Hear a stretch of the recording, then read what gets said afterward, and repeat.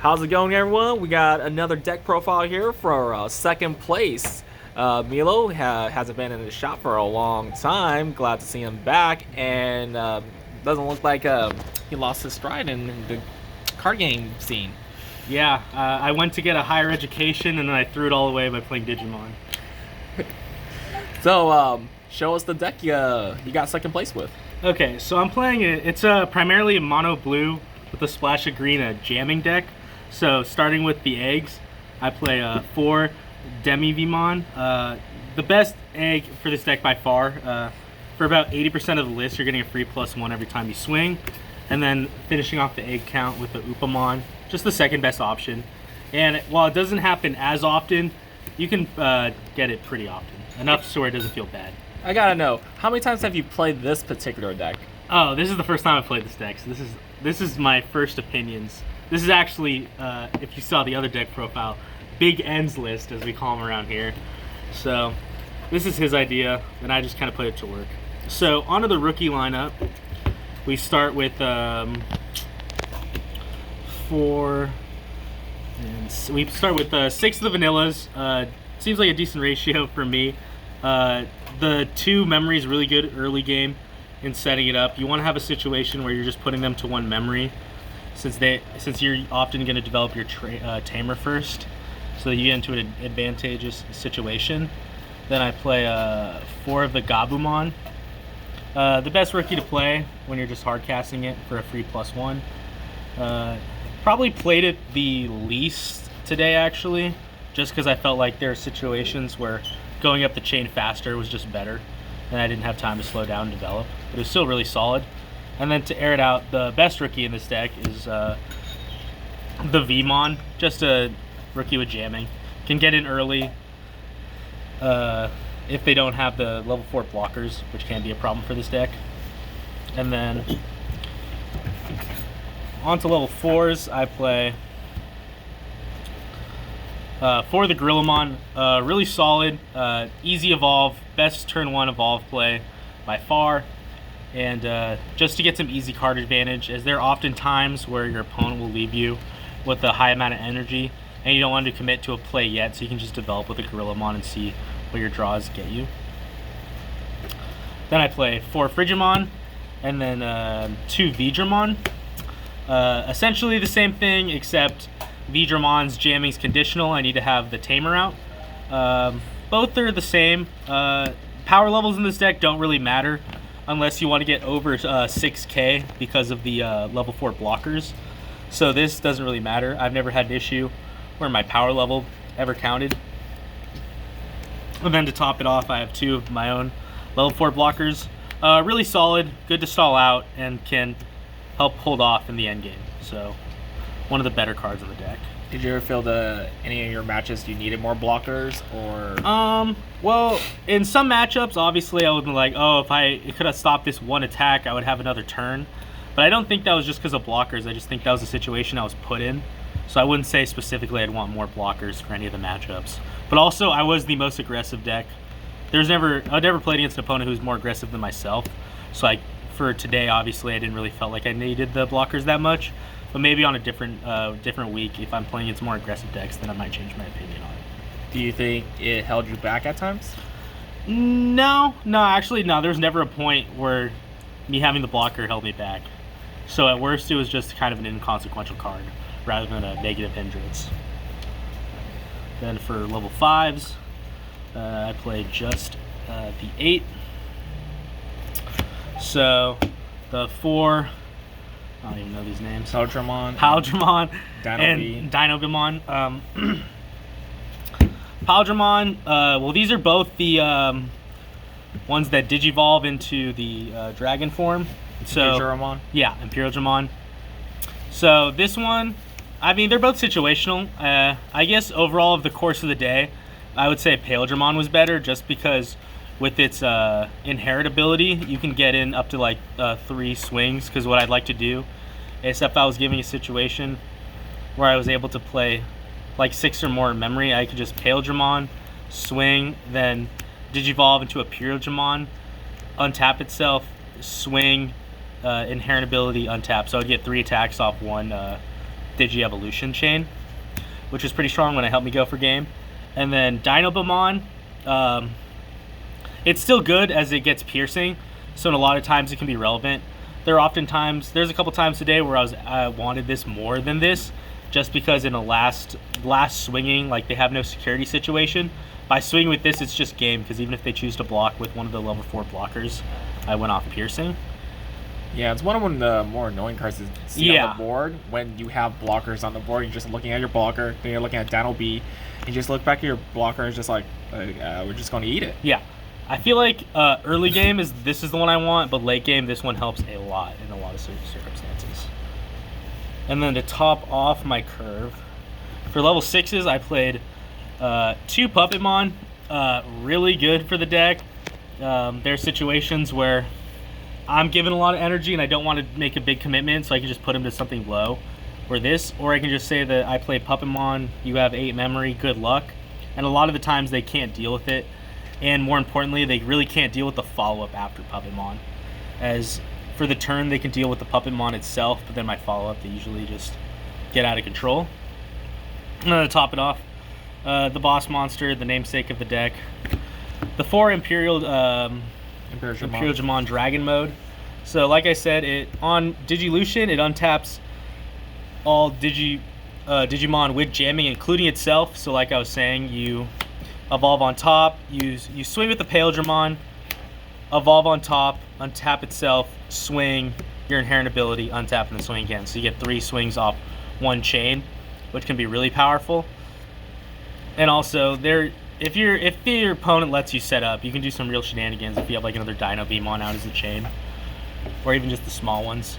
So yeah, nothing more to say. The only downside, obviously, is that your power levels get capped out at a certain point. So in the grand scheme of things, it feels like your security's probably weaker than most of the other meta decks right now. But I don't think that's an issue, considering you're supposed to be the aggro deck. So I think it's a fair balance. Then to top it off, I have the trainer cards. For Davis, this is my favorite card in the deck. So it's the standard 4-drop tamer of always sets me to at least 3 memory. And then on play, I reveal the top 3, and I can grab either a blue and a green. Definitely didn't learn that today. So it gives me some good options. I'm consistently grabbing a blue, but then I have 6 out of the deck to grab I'm always relying on it just to grab a card, but at some points it's a +1, which really helps.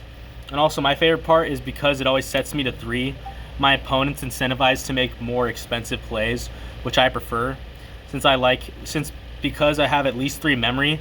That allows me to get up to a level 5, or I can play an Imperiadramon without having to pass it over to my opponent, which really helps a lot. So the setting it to 3 is really good for this deck specifically. So you have 4 copies in a deck. How did that work for you?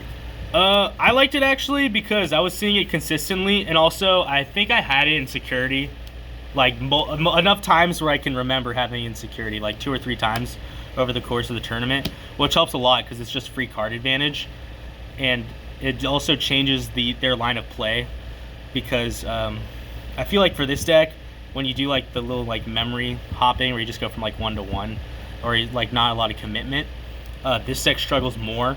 But with this, it makes it so they play how I want it to be played, within units of memory of 3.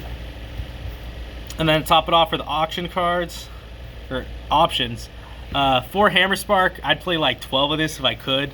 It's an insane option card, and the power's in the holder, so it's very interesting as you can like waste the card and it cannot be that relevant.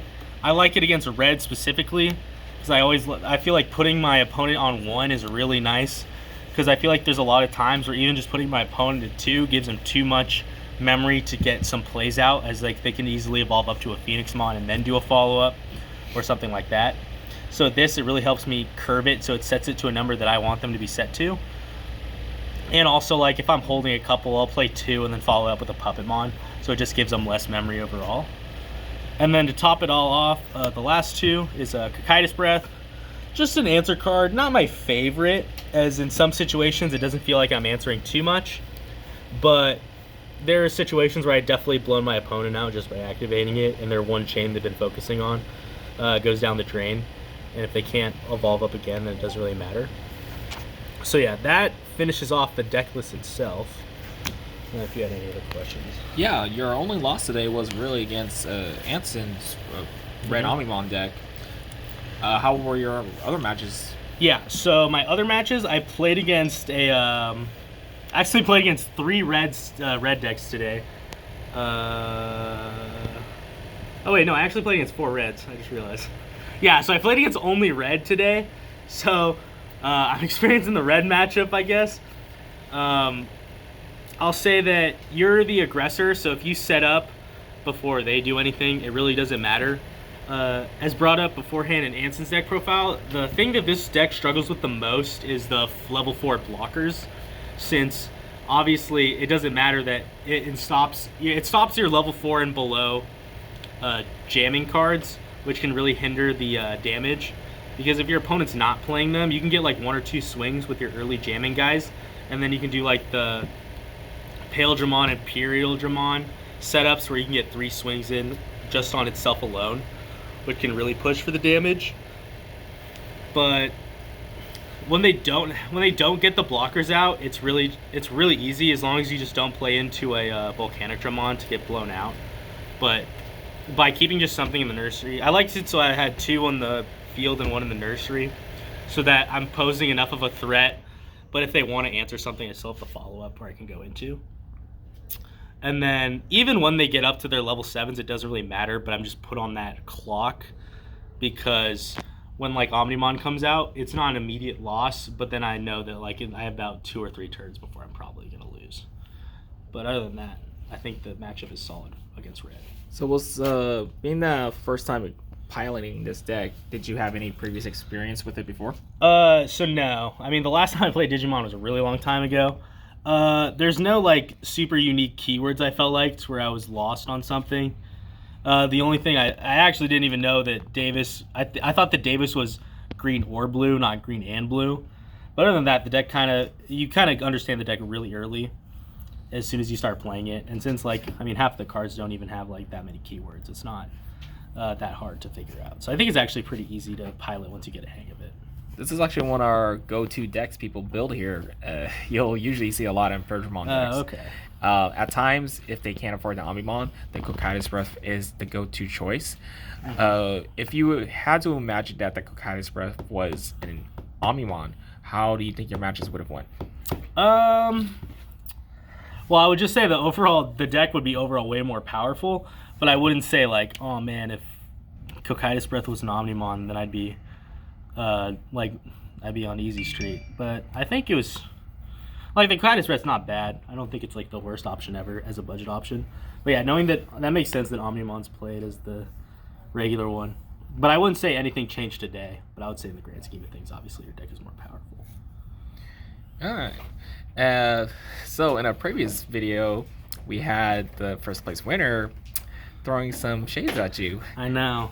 I as sad as it is to say, I haven't gotten the wins on him lately to back up any trash talks. I just got to take it for the next few weeks until I get the best of him.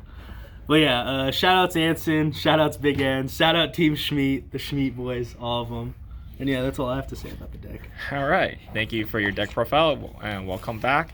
Hope to see you play more. How long are you going to be here for? Until like mid-August, so about a decent amount of time. Okay, so you'll be able to get that run back, right? Yeah, I'm getting the run back. Trust. All right. Thank you for watching, everyone, and don't forget to click and subscribe. We'll try to bring some more videos to you. It's just the last 2 weeks we just had a Shine Greymon win, and other players, they were either too busy or they didn't really want to do a deck profile just because they would tell me, I don't know, man. I just kind of nut decked this and see how it went. It's like, okay. So we'll see how it goes in the upcoming weeks. Catch you guys next time.